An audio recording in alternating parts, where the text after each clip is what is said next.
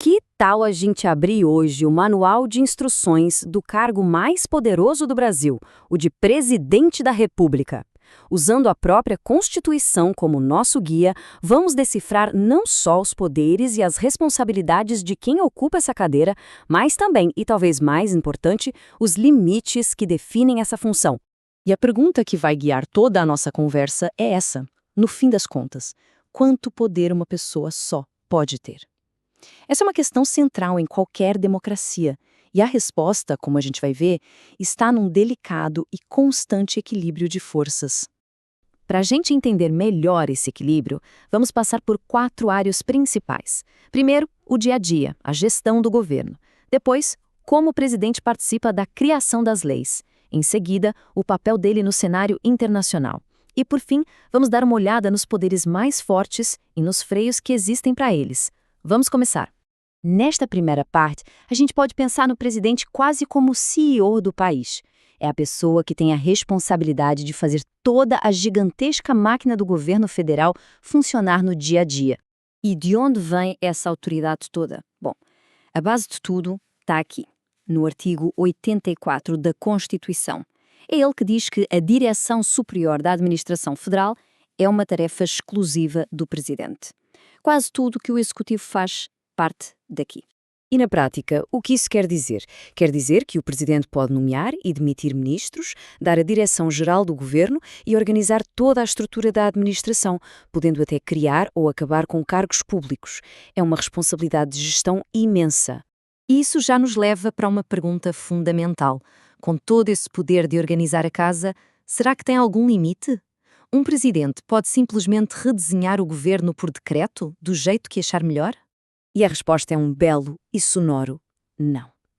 É exatamente aqui que o Supremo Tribunal Federal, o STF, entra em campo.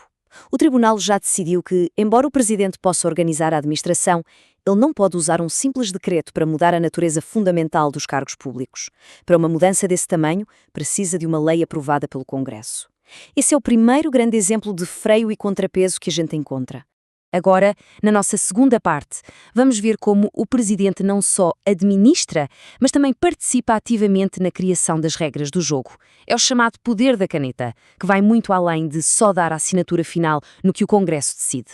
Basicamente, no Brasil, a gente tem 2 formas de criar regras. As leis, que vêm do Legislativo, e os decretos, que vêm do Executivo. A diferença aqui é crucial. As leis, que passam por todo um processo de debate e votação, podem criar direitos e deveres que não existiam antes. Já os decretos têm outra função. Eles servem para detalhar como uma lei que já existe vai funcionar na prática.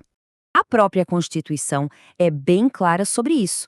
A função do decreto é garantir a fiel execução de uma lei. Dá para pensar assim: a lei é a planta baixa que o arquiteto fez. O decreto são as instruções do engenheiro, detalhando o tipo de material, o cronograma. O engenheiro não pode criar um andar a mais ou mudar a fachada do prédio. Ele tem que seguir o projeto original. E esse caso aqui, sobre o controle de armas, mostra bem o que acontece quando essa linha é ultrapassada. O STF entendeu que alguns decretos presidenciais foram longe demais. Em vez de só regulamentar a lei do desarmamento, eles estavam, nas palavras do tribunal, inovando, ou seja, criando regras novas que, na prática, enfraqueciam o objetivo da lei original. Por isso, a Justiça barrou esses decretos. Na nossa terceira parte, a gente sai um pouco do cenário interno para olhar para fora.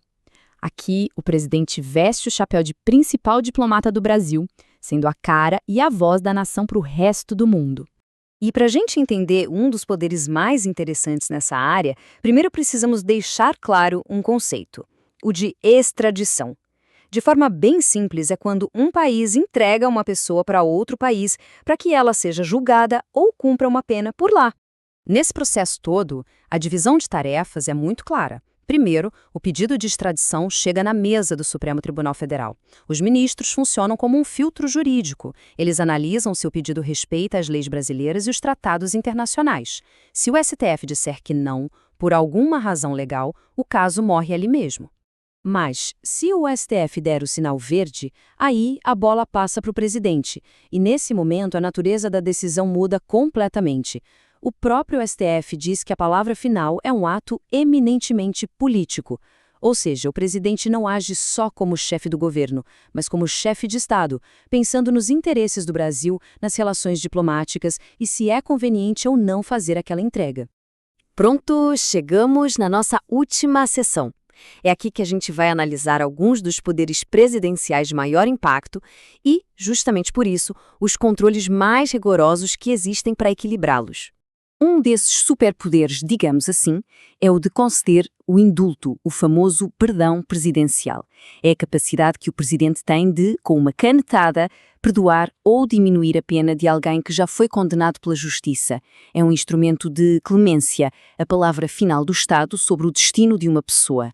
Só que, claro, nem esse poder é um cheque em branco. O STF já bateu o martelo dizendo que o indulto não pode ser usado para criar uma espécie de imunidade penal para aliados ou para si mesmo, minando o trabalho da justiça. Isso seria ir contra os princípios básicos da República. Ou seja, o poder existe, mas não pode ser usado para implodir o sistema. E agora, talvez o poder mais simbólico de todos, o de comandante em chefe das Forças Armadas. Isso significa que o presidente tem a autoridade máxima sobre todo o aparato militar do país, uma responsabilidade gigantesca para a defesa da nação e da soberania. E este, pessoal, é talvez o limite mais importante da nossa democracia. O STF já deixou bem claro que o comando das Forças Armadas é um poder limitado. Essa autoridade não pode, de jeito nenhum, ser usada contra os outros poderes, o legislativo e o judiciário.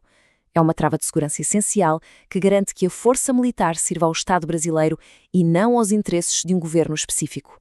Chegando ao final da nossa análise, a mensagem que fica é bem clara. O poder de um presidente no Brasil é, sim, imenso, mas ele está longe de ser absoluto.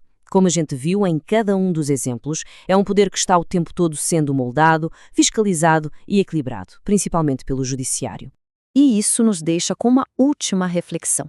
Se a gente pensar na Constituição como grande livro de regras do jogo político, a nossa conversa de hoje mostrou quem, no fim do dia, acaba apitando o jogo e garantindo que ninguém passe dos limites do campo. Entender esse papel de árbitro é fundamental para a gente entender a força e a complexidade da democracia brasileira.